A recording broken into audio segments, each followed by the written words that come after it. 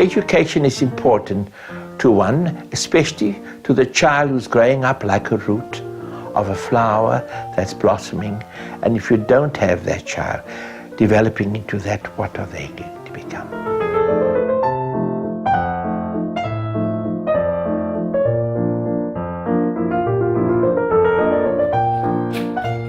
Ons soliede goue burger hierdie week op die Golden Years is Cecil Jacobs. Op 73-jarige ouderdom is Cecil 'n balletonderwyser, 'n afgetrede pre-primêre skoolhoof en die stigter van die Cecil Jacobs uitreikingsprojek. Cecil was altyd passievol oor ballet en deur die onderrig van hierdie gesofistikeerde dansvorm, sowel as 'n jarelange betrokkenheid by gemeenskapswerk, kon hy help om honderde kinders te bemagtig wat sodoende hulle drome kon nastreef.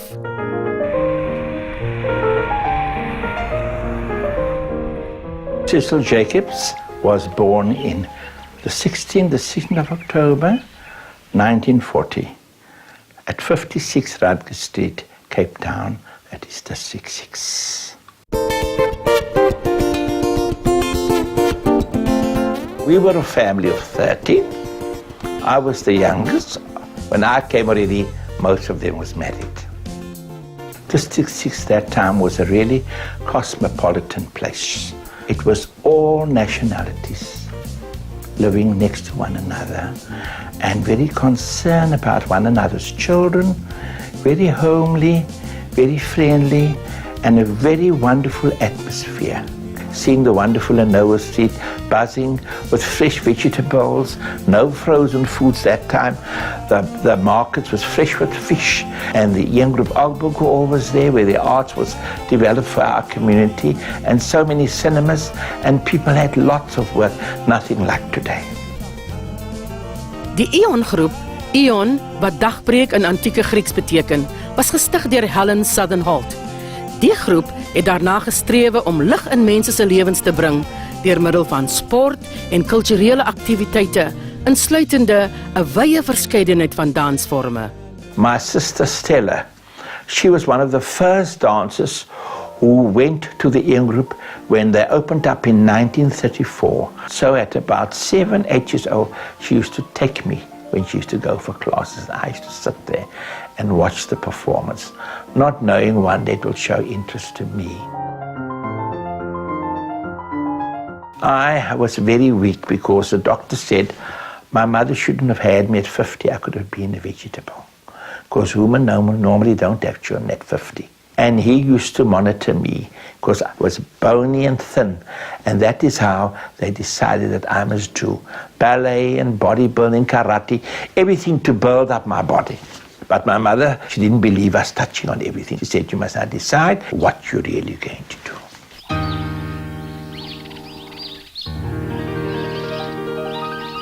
Well, the spark that interests me in ballet was not only the costumes, the scenery, the lighting, the music. It was like a fantasy of fairyland to me.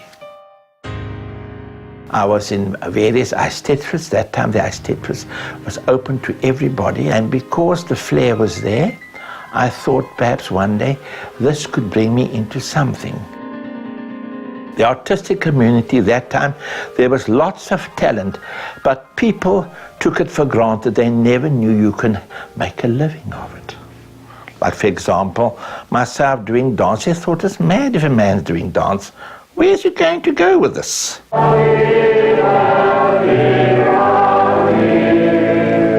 My family wasn't interested in me doing that because most of them was very connected with spiritual and church, and they felt doing dance and drama and English and all these things you're learning, they immediately said it's devil's work because they don't believe in things like that. It is not really for a male. So none of them gave me the encouragement to go on. I did have a lot of remarks at school. I had to take my grounds and fight with the guys when they asked, why are you doing this? Do you think you're going to get anywhere? You know, with this apartheid, it's just going to be for whites. Where are you going to stand?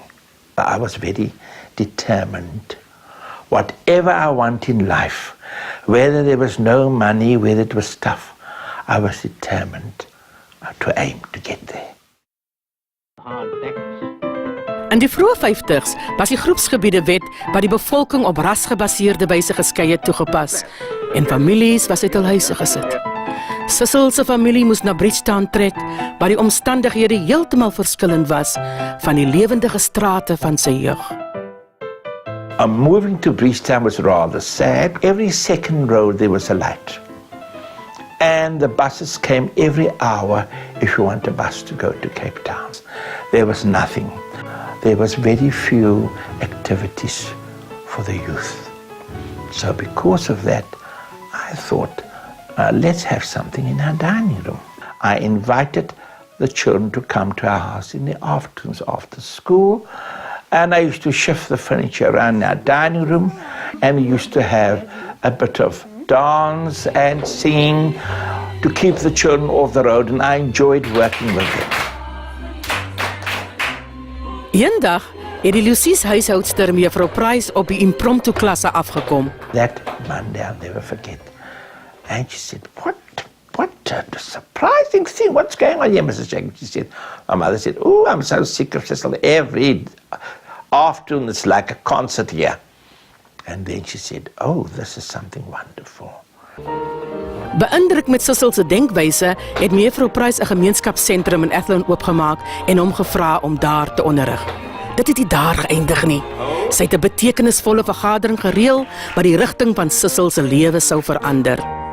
Dr. Dalsias, the late Dr. Dalsias of the University of Cape Town Ballet School, she came to the center, but I didn't know why she was coming. And a few days after that, Miss Price came to us and said, congratulations, Mrs. Jacobs, your son has received the Dalsias Bursley Trust Fund. So I said, oh, but he can't. He said, he's still at school. So she said, no, those classes he must attend every day after school. Vir Cecil om na die UCT balletskool toe te gaan, moes hy aansoek doen vir 'n permit. By daardie tyd het die apartheidswette die mense op rassebasis in Kaapstad geskei en 'n permit was noodsaaklik. And that permit had to be written to Pretoria. That time it was called Coloured Affairs, and they had to grant if I can get in there. So Dalsias said to me, Cecil, they're going to take 6 or 8 months. So just come and don't say anything. And it did take 6 or 8 months when I got the permit. Being there, it wasn't also so rosy, because that time there was very few coloureds, very, very few. And when you come into the class, everybody looks at you, oh, what are you doing here? You know what I mean? And when the productions also used to come, I could never dance in it because the Nico Theatre was slowly opening up. And I was just told, you can be in the classes, but you can't dance in the shows. And I watched Swan Lake, but I thought, one day I'll be able to be a choreographer.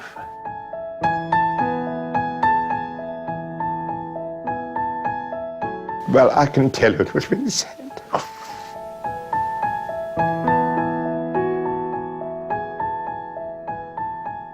That permit gave me encouragement and to say never give up.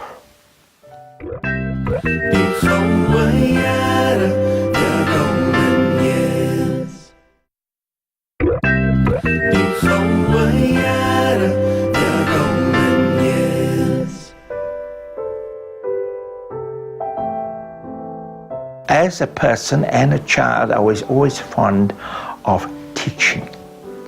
So my aim and objective was not to become a star, but to impart my knowledge to the community as a dance teacher.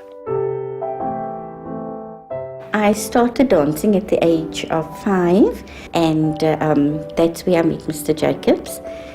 I wasn't very keen, actually. I just sat in the corner watching everything, and my mother was getting worked up because I'm sitting and I'm not making an effort to join the class. But as I continued, I actually started enjoying doing dancing. I was one of his first group of students. Oh, I can tell you, it was very tiring for me. But, you know, if you have the aim and objectives, you want to be something. You don't mind how far you go or what you do. Miss House would say, now come on, Cecil, you are going to be a teacher. Whether it was blacks or whites, it doesn't matter by her. We then introduced ballet into the schools. So therefore we had to go and teach. And I can tell you, she was a very strict assessor. When she sits at the back of the hall, and some of these children don't understand the English properly, you used to shout at you and say, pronounce the word louder, I can't hear what you're saying. And that has helped me a lot today in my teaching. Cecil is like a son to me. If there's a problem, you will tell me, Mrs. Brunt, this and that and that. And all the years, I went as Cecil's sister. All the years. And then the old lady used to say, his mother used to say, you look like Iris. I look like one of the family.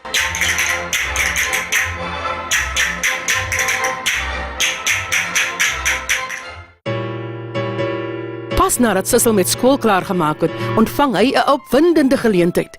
Die stadsaal was oop vir dansers van alle rasse en die UCT balletskool het toe besluit om 'n produksie daar aan te bied in steede van die Nico Malan Theater. When David Poole chose me to do the lead in the Spring Song Ballet at the City Hall, I was 17, 18 to dance on the stage with a full orchestra, where we had to practice in the Ogburg Hall with holes in the ceiling and buckets of water running when it's raining.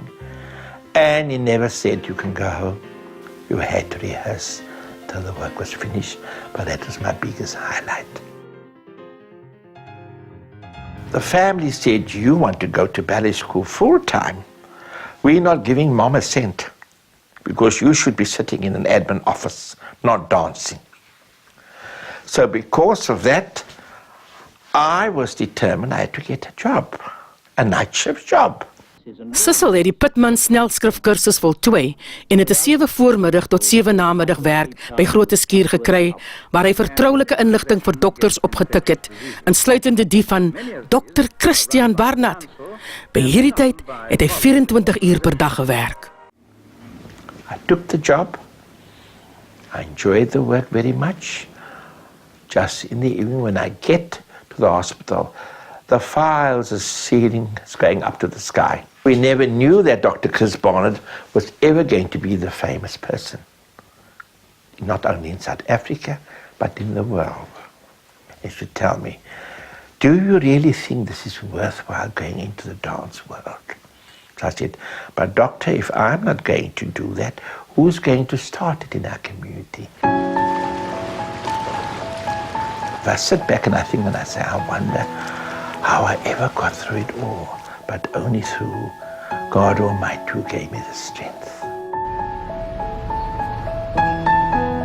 I then went to go and teach for the Ian Group, where they were in the Albert Hall and they were slowly moving out to Athlone. And there I got the chances to be ballet master and to put on ballet productions and choreography. What was so sad, if we have productions with the Ian Group, in the operas I danced in, Traviata, and all these operas, there was nobody of the family to come and see me. Maar Cecil se werk het nie ongemerk verbygegaan nie. Met die ondersteuning van niemand anders as die hoofballerina Margot Fontaine was die Cecil Jacobs Beursfonds gestig wat hom gehelp het om aan die Royal Academy of Dance in Londen te studeer.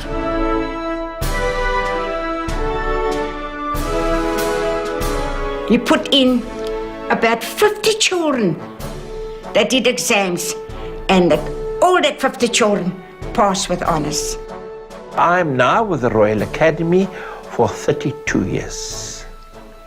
And because of my excellent results and attending all the courses and examinations, I received the President's Award. It was so sad to me. I mean, I should have been a professor by now, with all the knowledge and qualifications I have. But because of the apartheid era, the award behind me I only received after teaching 32 years from the Royal in London, where if there was no apartheid, I would have received it earlier. But of course, thanks God be to Nelson Mandela, that happened. Cecil, put on filter coffee, please. Well, I put on the filter coffee now. Okay, thank you very much.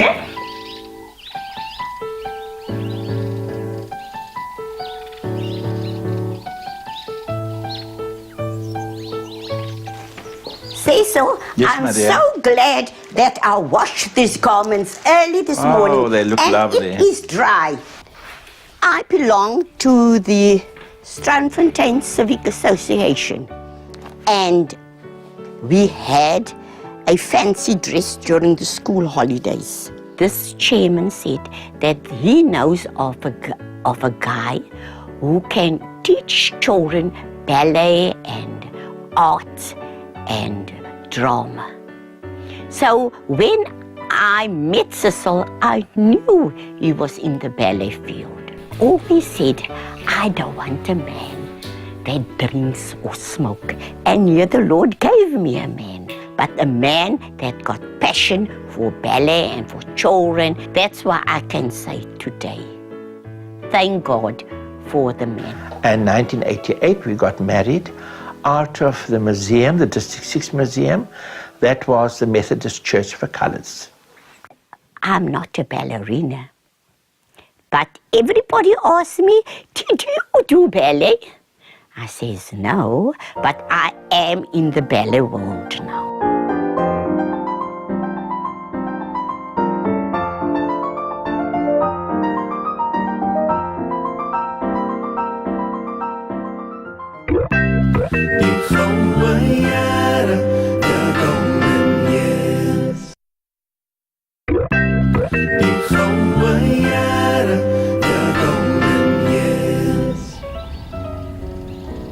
Joshua, is it right? Mr. Jacobs. Hello, Mr. Jacobs. Hello, Mr. Jacobs. I believe everybody's got the potential. The Lord has given everybody the talent. Doesn't matter who they are. Good afternoon, Tony. We're getting ready for class, eh? That is why when I started this project, I called it an outreach development bursary project. Those who can pay the fees, they pay. And those who cannot, I give them all the help because it happened to me. I started ballet because I've always been a very curious person, and then I fell in love with it. We started dancing at school, and then Mr. Jacobs came along. And then she did a grade 1, which she got distinction. Grade 2, which she got distinction. Grade 3, which she got distinction. Grade 4, which she got distinction. Grade 5, which she got distinction. But this is a very tough. This is grade 6. So I'm keeping fingers crossed for her. I really love ballet, but I don't think it could support the lifestyle that I want to live. I'd love to dance until I don't know when I can't anymore. But yeah, I'm going to go to varsity and pursue a different career. Hopefully I'll be dancing or teaching as well then. There's a certain time when a dancer's body deteriorates and they can no longer lift their legs to their ears. So what must they do? He doesn't want the child to go out there and just become a dancer. He wants her to be able to go on and teach. So it's not just about her dancing and when she's 30 her career is over. He wants her to be able to have something to fall back on, which is where Chanel comes in, teacher Chanel and teacher Danica. They've all been his students, and no, they don't have fame and glory and that, but they've got a career. I met Mr. Jacobs in 1990. He found me at Hazeldean Primary School. He actually had auditions, and I know the day actually clearly. I won't never ever forget it. He picked 4 children that day, and I was the last one he picked because I was a little bit chubby. And then afterwards, he just turned his head and he said, "Oh, don't forget about this one. She's got potential." And I went, "Yes!" And I always told Mr. Jacobs, "I'm so fat and look how thin is the other students." And he said, "It's ballet is not all about the weight, the body weight.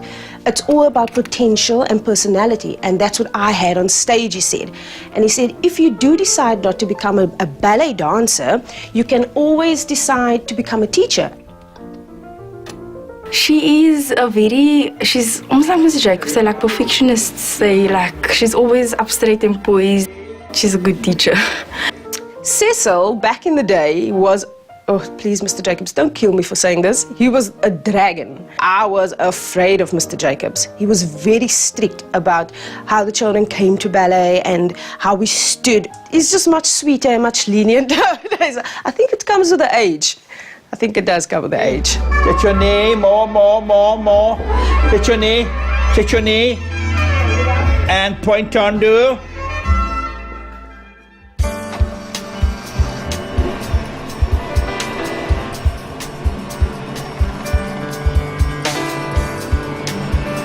Oh my word, this is on split. Let me tell you something about Cecil. He worshipped the ground that I walk on. Yes, it where we stood in front of the altar. Yes, when we got married. When we got married. Married. I love this place. I think we must come and celebrate our 25th anniversary here. With your sisters? No, they must start making pies and biryani. Cecil, I have to go. So long. I'll see you by Mrs. Brunt. Yes. Bye-bye. Keep well. I feel that more training colleges should be opened up. Where there's a training college, the work can continue. Like I've passed the work over to Chanel now. She'll carry on with the Cecil Jacobs Outreach Community Project. He is an inspiration. He's really an inspiration to all of us. The day Cecil retires of ballet or anything that he's doing, then he's down in the ground.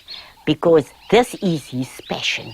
We haven't got children, but this house is always full of children. He's been doing what he loves despite what everyone else thought. So, yeah, if your heart's in it, then it's possible.